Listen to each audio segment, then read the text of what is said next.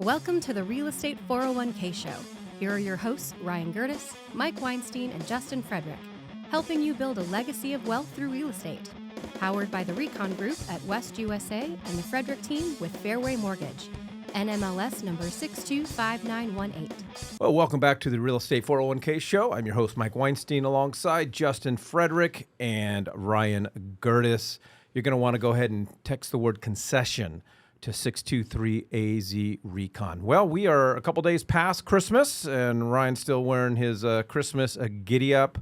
So I think the real fun begins after Christmas. It's all stressful up until then, and so this is me partying now. Now he's ready. Oh, man. Let's do it again. Now he's not going to be a jerk.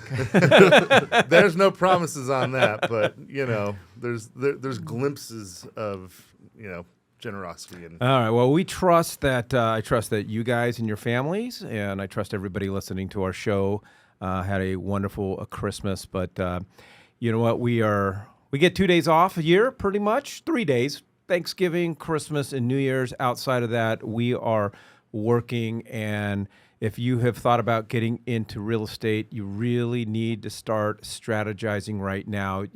I would even warn you and implore, don't even wait till after New Year's. So we have an idea of what 2023 was like, and we're continuing to see the same trends in the Maricopa County, in the Arizona market. The market is a little bit slow. Not as many transactions are going on, especially this time of year. Property values are not jumping, are not depreciating, not going down. They're staying level, and in some particular zip codes and cities, we're starting to see them go up. And we have low inventory still. So let's talk about what 2024 looks like and talk about why. I mean, I'm actively looking. I know you guys are actively looking. This truly is the time. And I would get things rocking and rolling before the middle of January. I think a lot of people that are either seasoned investors or people that have done some research on it, a lot of people make the mistake of thinking that they've got to hit home runs in order for it to make sense. And there's no way that you're going to get the at-bats if all you're trying to do is hit home runs, because people are going to be turned off. Sellers aren't going to want to do business with you. Professionals aren't going to want to give you the assistance that you need because you have unrealistic expectations.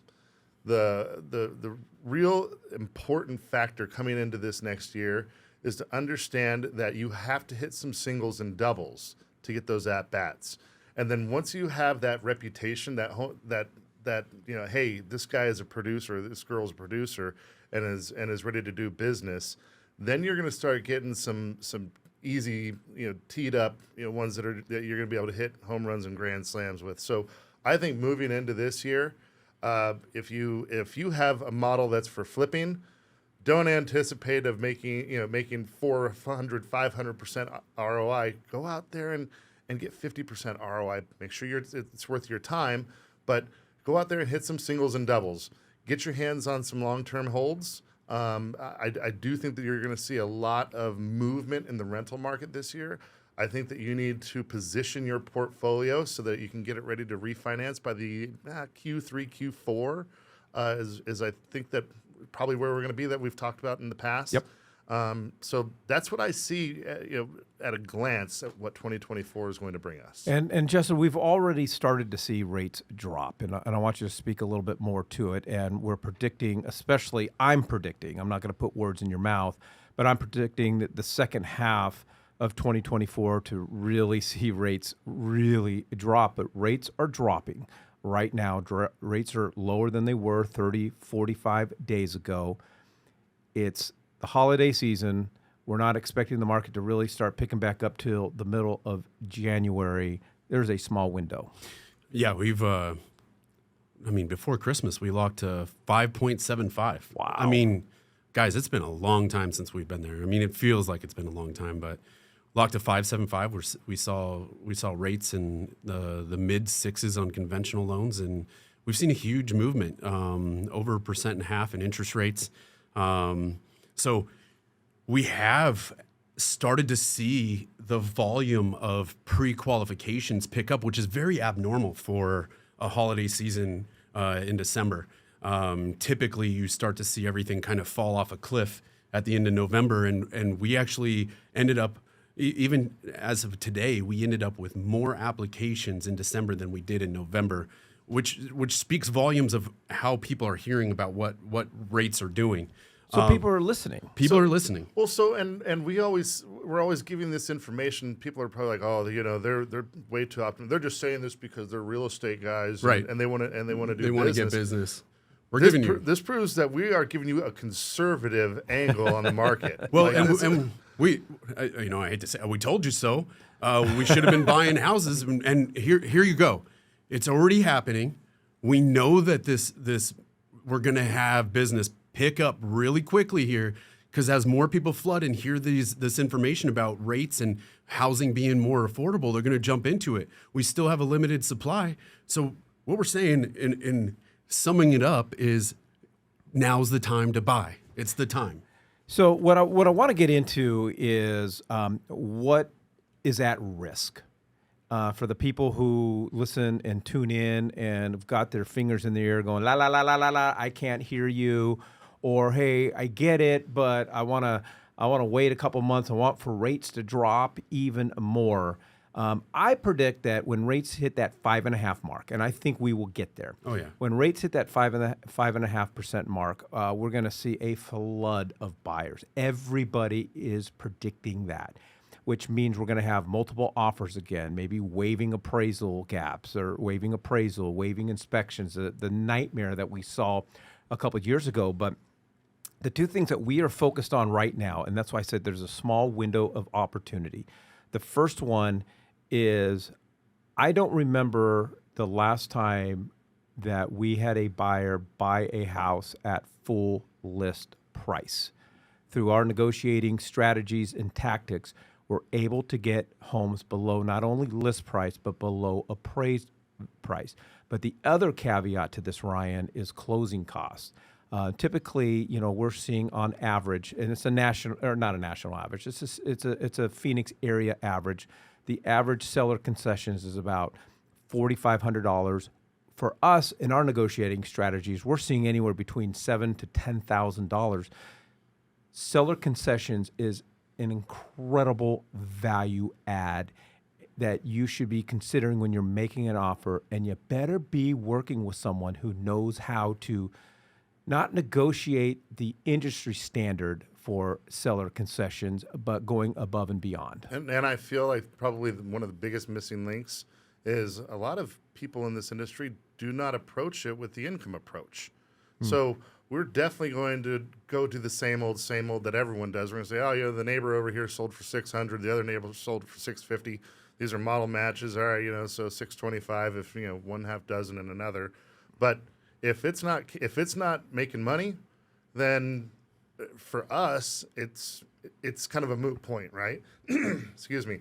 So when we're going through all this information, we're talking about passive income. We're talking about different tax advantages that are available. We're talking about how quickly these guys turn over, what your occupancy rate is, what type of tenants you're going to attract, so that we can justify how we're going to go about and turn this property into a business. All right, we'd love to have a conversation with you. If you're wanting to learn more about our negotiating strategies and seller concessions and getting a great deal on a home, go ahead and text the word concession to 623AZ-RECON. That's concession to 623AZ-RECON.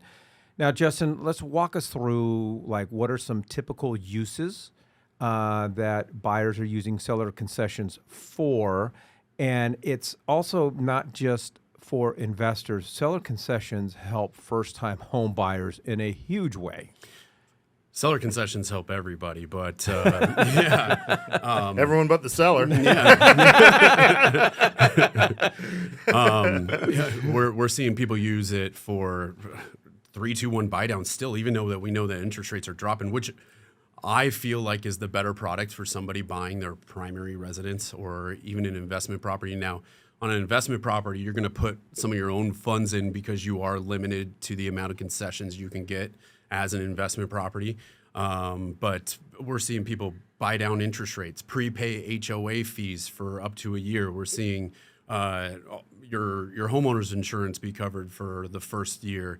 We're seeing your title costs, your lender fees, permanent buy downs. People are still permanent buying down, even with a 3-2-1 buy down. So they're stacking multiple buy downs into a single loan.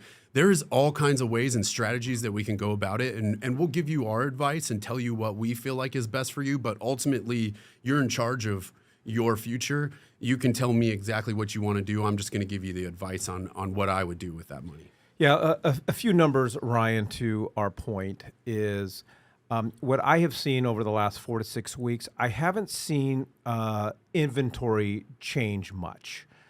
We pretty much on average have the same amount of homes on the market. But what we are seeing and why this presents an opportunity for buyers and investors, we have seen pending sales drop by 14.1%. That's a huge number, which means same amount of inventory, not as many buyers in the market, homes sitting on the market longer, not getting a lot of activity right now, and we're just rolling on in and scooping them up. And everything in residential real estate, it's usually a 30 to 60 day kind of transition period. So these numbers are probably indicative of what people were doing and saying back in early October, maybe September, right? And then what we're seeing now is what's going to really matriculate here come late February, March. You're talking about how you're getting an influx of applications. Yeah. A lot of those people are going to start transacting late January, and then these pending sales are going to, that number is going to adjust. And I think that it's a reflection of, kind of perceived value. Here's a quick story. Family member of mine, I'm not going to tell you who. He was so hell-bent on just throwing out lowball offers. And so he found a property listed at $450, and he said, we're going to offer him $350. And so he offered $350. Seller accepted just like that. And the reason they accepted it is because on the best day, that property was only worth $300. And so what he was failing to do was follow the actual numbers. He said that, okay, the only way I feel that I'm going to be successful is if I feel like I'm taking advantage of a seller. Where if that property was worth $500, I would have said, give him that $450 all day long, right? Right. But we both know that it wouldn't have lasted more than 5 seconds on the market at $450. They set him up. Right. So he felt like he was on top of the world. He just, went over there and bullied this seller around when really at the end of the day, he was focusing more on the pride than he was on the numbers. Yeah, it's interesting. It's like when we're on Amazon, we see, hey, here's an item that we're looking at. Price is $599, but it's discounted to $499, and we get all excited, and we don't ask the question: was this item ever worth $599? Right?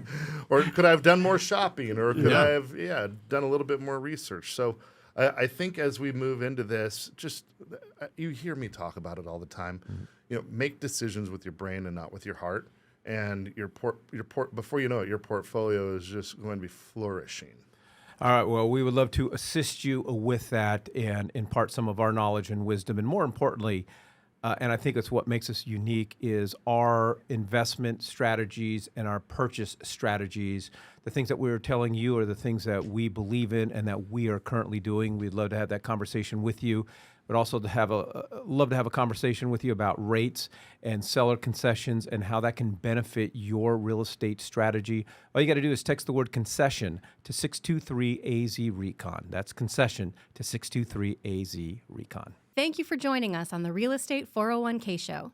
If you want more information on how to build wealth, click on the link or text us at 623-297-3266. That's 623-AZ-RECON.